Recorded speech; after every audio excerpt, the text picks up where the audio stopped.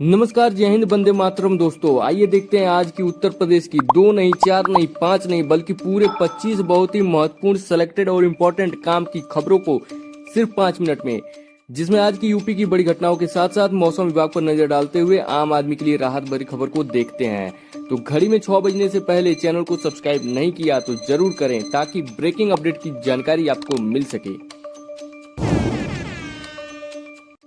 चलिए दोस्तों, आए नजर डालते हैं आज की पहली खबर पे। भादों में मानसून का टॉप गियर, अगले 48 घंटों में 15 जिलों में भारी बारिश का अलर्ट, झांसी में बरसे बादल। उत्तर प्रदेश में मानसून ने एक बार फिर रफ्तार पकड़ ली है। मौसम विभाग ने अगले 48 घंटों के दौरान यूपी के 15 जिलों में भारी बारिश का अलर्ट जारी किया है। इसके साथ ही कुछ जिलों में हल्की बारिश की संभावना भी जताई गई है। पिछले 48 घंटे में धूप निकलने के कारण अधिकतम तापमान में 2 से लेकर 5 डिग्री सेल्सियस तक की वृद्धि दर्ज की गई है। झांसी में दोपहर के समय जोरदार बारिश हुई, जिससे मौसम खुशनुमा हो गया। रामपुर, बरेली, पीलीभीत, अयोध्या, अमेठी, सुल्तानपुर, अंबेडकर नगर, बस्ती, संत कबीर नगर, गोरखपुर, महाराजगंज, कुशीनगर, देवरिया, झांसी और ललितपुर में कई स्थानों पर गरज चमक के साथ बारिश की संभावना है। एक और बड़ी खबर आ रही है दोस्तों, आपको बता दें, वाहरी किस्मत बनारस में खोज रहे थे छोटी नौकरी। दुबई की कंपनियों ने दिए 5 लाख तक के ऑफर, 37 युवाओं को विदेश का टिकट। कभी कभी किस्मत भी चौंका देती है। बनारस के रोजगार मेले में आईटीआई के 37 युवाओं को दुबई की कंपनियों ने 5 लाख रुपए तक के सालाना पैकेज का ऑफर दिया है। इस मेले में कुल 416 लोगों का चयन हुआ। शनिवार को करदी स्थित स्किल इंडिया इंटरनेशनल सेंटर में आयोजित मेगा जॉब फेयर में दुबई के लिए 37 युवाओं का चयन प्रथम चरण में हुआ है। इन युवाओं को अधिकतम सालाना 4,80,000 रुपए का पैकेज मिला। उत्तर प्रदेश राज्य सड़क परिवहन निगम में भी 9 युवाओं को संविदा चालकों के पद पर जॉब ऑफर मिले हैं। अब इधर देखिए, अगली खबर आ रही है। 3 नई वंदे भारत ट्रेनों के बाद अब स्लीपर कोच का इंतजार, जल्द होगी खुशखबरी। भारतीय रेलवे ने 3 नई वंदे भारत एक्सप्रेस ट्रेनों के बाद अब स्लीपर कोच वर्जन का भी निर्माण कर लिया है। केंद्रीय रेल मंत्री अश्विनी वैष्णव ने बेंगलुरु स्थित बीईएमएल के कारखाने का दौरा कर स्लीपर कोच का अनावरण किया। मंत्री ने बताया कि यह कोच अगले 3 महीनों में परिचालन के लिए तैयार हो जाएगा। बीईएमएल फैक्ट्री में वंदे भारत विनिर्माण प्रतिष्ठान की भी आधारशिला रखी गई। वंदे भारत के चेयर कार वर्जन की सफलता के बाद स्लीपर वर्जन का भी निर्माण पूरा हो चुका है और जल्द ही इसे फैक्ट्री से निकाला जाएगा। चलिए नजर डालते हैं एक और बड़ी खबर पे। यूपी के इस जिले में 3 सितंबर तक बाधित रहेगी बिजली, विभाग करेगा तारों को हटाने का काम। उत्तर प्रदेश के एक जिले में 1 सितंबर से 3 सितंबर तक सुबह 10 बजे से शाम 4 बजे तक बिजली आपूर्ति बाधित रहेगी। लोक निर्माण विभाग द्वारा पंचकोसी परिक्रमा मार्ग पर पड़ने वाले खंभों व तारों को हटाने का काम किया जाएगा। विद्युत वितरण खंड प्रथम के अधिशासी अभियंता प्रदीप कुमार वर्मा ने बताया कि इस काम के कारण राम की पैड़ी विद्युत उपकेंद्र से जुड़े सभी क्षेत्रों में बिजली की आपूर्ति पूरी तरह या आंशिक रूप से प्रभावित रहेगी। इसके अलावा 2 सितंबर को लालबाग विद्युत उपकेंद्र पर वीसीबी बदलने के कारण वजीरगंज और अन्य क्षेत्रों में भी बिजली आपूर्ति बाधित रहेगी। एक और बड़ी खबर आ रही है दोस्तों, आपको बता दें, योगी सरकार की बड़ी पहल, जल्द शुरू होगी zero poverty scheme. Uttar Pradesh सरकार जल्द ही जीरो पावर्टी स्कीम नामक एक महत्वाकांक्षी योजना शुरू करने जा रही है, जिसके तहत अतिशय गरीबी में जीवन यापन कर रहे परिवारों को एकमुश्त राहत पैकेज दिया जाएगा। इस योजना के तहत हर गांव से पात्रता सूची तैयार कर उन्हें सरकार की सभी योजनाओं का लाभ दिया जाएगा। मुख्यमंत्री योगी आदित्यनाथ इसी महीने इस योजना की शुरुआत कर सकते हैं। योजना का नोडल विभाग पंचायती राज विभाग होगा और इसमें समाज कल्याण, पिछड़ा वर्ग विभाग, दिव्यांगजन सशक्तिकरण विभाग सहित अन्य विभागों को भी भागीदार बनाया जाएगा। अब इधर देखिए, अगली खबर आ रही है। लखनऊ में इंटीग्रेटेड आईटी पार्क और इंक्यूबेशन सेंटर परियोजना को मिलेगी रफ्तार, पीएमयू का गठन शुरू। उत्तर प्रदेश की राजधानी लखनऊ में इंटीग्रेटेड आईटी पार्क और इंक्यूबेशन सेंटर परियोजना को जल्द ही रफ्तार मिलेगी। योगी सरकार ने इस परियोजना को वास्तविकता की शक्ल देने की प्रक्रिया शुरू कर दी है। अमौसी इंडस्ट्रियल एरिया में 40 एकड़ क्षेत्र में इस परियोजना को विकसित किया जाएगा। इसके लिए कंसल्टेंसी फर्म की नियुक्ति के जरिए प्रोजेक्ट मॉनिटरिंग यूनिट (पीएमयू) का गठन किया जाएगा। इस परियोजना में IT park, STPI park, incubation centre, state data centre समेत विभिन्न सुविधाओं का विकास किया जाएगा। अब इधर देखिए, अगली खबर आ रही है। यूपी में कॉन्टैक्टलेस और फेसलेस सेवाओं का होगा विस्तार। उत्तर प्रदेश में आधुनिक ई ट्रांसपोर्ट सिस्टम के तहत सरकार जल्द ही कॉन्टैक्टलेस और फेसलेस सेवाओं का विस्तार करने जा रही है। मुख्यमंत्री योगी आदित्यनाथ के विजन के अनुसार ये सेवाएं पूरी तरह से ऑनलाइन उपलब्ध होंगी, जिससे आम नागरिकों को सरकारी दफ्तरों के चक्कर नहीं काटने पड़ेंगे। इन सेवाओं के माध्यम से वन स्टॉप सॉल्यूशन प्रदान किया जाएगा। वर्तमान में परिवहन विभाग इंटीग्रेटेड ट्रैफिक मैनेजमेंट सिस्टम और ई चालान जैसी सुविधाएं पहले से ही उपलब्ध करा रहा है। अब वाहन फेसलेस सर्विसेज और सारथी फेसलेस सर्विसेज को तेजी से लागू किया जाएगा। इस मिशन का उद्देश्य सेवाओं की दक्षता, पारदर्शिता, जवाबदेही और विश्वसनीयता को बढ़ाना है, जिससे नागरिकों की आरटीओ पर निर्भरता कम हो सके। एक और बड़ी खबर आ रही है दोस्तों, आपको बता दें, यूपी लेखपाल भर्ती में तैनाती से पहले 700 अंक की परीक्षा होगी अनिवार्य।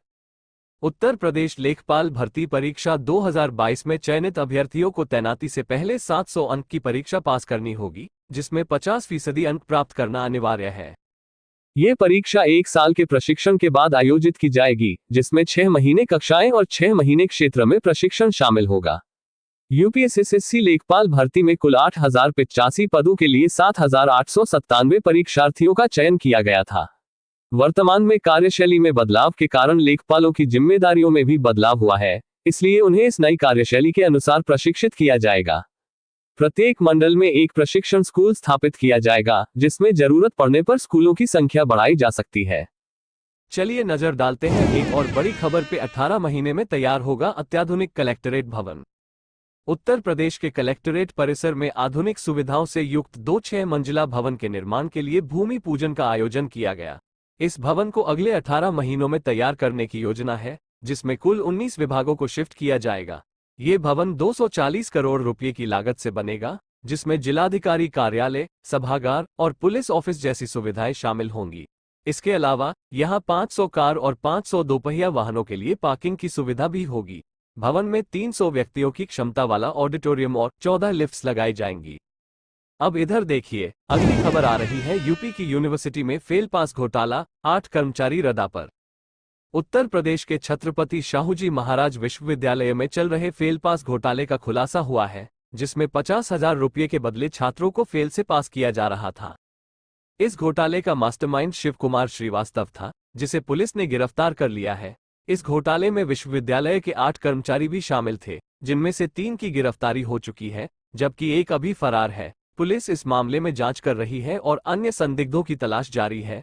विश्वविद्यालय प्रशासन ने भी इस मामले की जांच के लिए एक कमेटी गठित की है। चलिए नजर डालते हैं एक और बड़ी खबर पे। शाहजहांपुर में किसानों के विरोध के बाद फिर से होगी चकबंदी।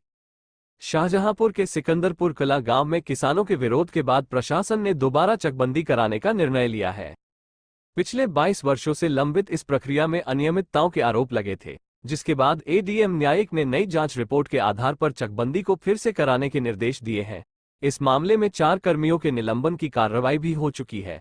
गांव में कुल 2081 किसानों की जमीनों का पुनर्वितरण किया जाएगा, जिसमें 1032 हेक्टेयर भूमि शामिल है। किसानों ने इस प्रक्रिया में पारदर्शिता की कमी का आरोप लगाया था, जिसके बाद यह निर्णय लिया गया।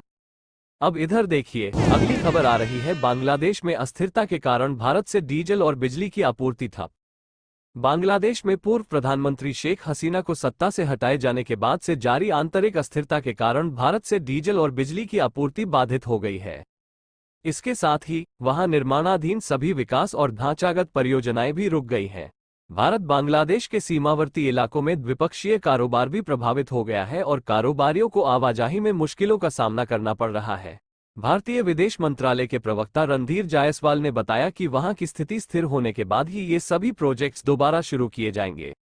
चलिए नजर डालते हैं एक और बड़ी खबर पे। एलपीजी सिलेंडर महंगा, एटीएफ सस्ता, बैंक हॉलिडे और आधार अपडेट का अंतिम मौका। देश भर में एलपीजी सिलेंडर के दामों में इजाफा हुआ है। दिल्ली में 16 किलो का एलपीजी सिलेंडर अब 1691.50 रुपये में मिलेगा, जबकि पहले इसका दाम 1652.50 रुपये था। दूसरी ओर हवाई ईंधन के दाम घटा दिए गए हैं, जिससे हवाई यात्रा सस्ती हो सकती है। इसके अलावा सितंबर महीने में आधे दिन बैंकों में छुट्टी रहेगी, इसलिए बैंक के काम निपटाने से पहले छुट्टी की लिस्ट जरूर देखें। साथ ही आधार कार्ड अपडेट कराने का अंतिम मौका 14 सितंबर है, जिसके बाद ये सेवा मुफ्त नहीं रहेगी। एक और बड़ी खबर आ रही है दोस्तों, आपको बता दें, योगी सरकार की नीतियों पर उद्योगपतियों का भरोसा, यूपी में होगा बड़ा निवेश। उत्तर प्रदेश के मुख्यमंत्री योगी आदित्यनाथ ने शुक्रवार को लखनऊ में उद्योगपतियों को प्रोत्साहन राशि और लेटर ऑफ कंफर्ट का वितरण किया। इस अवसर पर देश विदेश के बड़े उद्योग समूहों ने यूपी में बड़े निवेश की घोषणा की। सैमसंग साउथ वेस्ट एशिया के सीईओ जेबी पाक ने नोएडा में युवाओं के लिए रोजगार बढ़ाने की बात कही। वहीं जेके सीमेंट के एमडी राघवपति सिम्हानिया ने यूपी में 1500 करोड़ रुपए के निवेश की योजना बताई। अन्य प्रमुख उद्योगपतियों ने भी योगी सरकार की नीतियों की सराहना की और भविष्य में अधिक निवेश का वादा किया। एक और बड़ी खबर आ रही है दोस्तों, आपको बता दें, गंगा नदी की सफाई के लिए 5 बड़े प्रोजेक्ट्स को मिली मंजूरी। राष्ट्रीय स्वच्छ गंगा मिशन ने उत्तर प्रदेश में गंगा नदी और उसकी सहायक नदियों की सफाई के लिए 73 करोड़ रुपए के 5 प्रोजेक्ट्स को मंजूरी दी है। ये प्रोजेक्ट्स गंगा के इकोसिस्टम को सुधारने और प्रदूषण को कम करने के उद्देश्य से तैयार किए गए हैं। रायबरेली में गंगा नदी के प्रदूषण को कम करने के लिए मल कीचड़ ट्रीटमेंट प्लांट और सोलर एनर्जी प्लांट लगाया जाएगा। साथ ही बुलंदशहर की पूर्वी काली नदी के प्रदूषण को रोकने के लिए भी एक सीवरेज ट्रीटमेंट प्लांट स्थापित किया जाएगा। अब इधर देखिए, अगली खबर आ रही है। पीएम आवास योजना के लिए बदली पात्रता शर्तें, बाइक वालों को भी मिलेगा लाभ। प्रधानमंत्री आवास योजना में पात्रता शर्तों में बदलाव किया गया है, जिससे अब बाइक रखने वाले लोग भी इस योजना का लाभ उठा सकेंगे। इसके अलावा जिन परिवारों के पास फ्रिज या लैंडलाइन फोन होगा, उन्हें भी योजना में शामिल किया जाएगा।